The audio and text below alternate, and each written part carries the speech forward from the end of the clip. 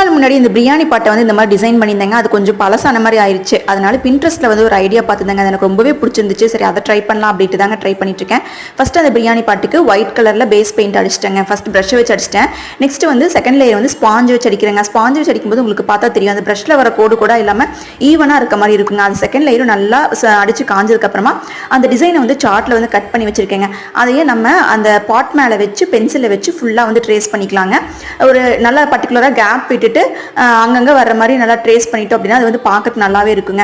இப்போ நான் வந்து ஃபுல்லாகவே ட்ரேஸ் பண்ணிட்டேங்க. நெக்ஸ்ட் வந்து ஒரு தின் ப்ரஷ்ஷை வச்சு அதில் வந்து எப்படின்னா ப்ளூ கலரில் தான் பெயிண்ட் பண்ணியிருந்தாங்க. ஸோ அதை தான் பண்ண போகிறேன் அப்படிங்கிறனால அதே ப்ளூ கலர் எடுத்து நான் வந்து ஃபஸ்ட் அவுட்லைன் மாதிரி வரைஞ்சிட்டு அப்புறம் உள்ள ஃபுல்லாக கலர் பண்ணிக்கிறேங்க.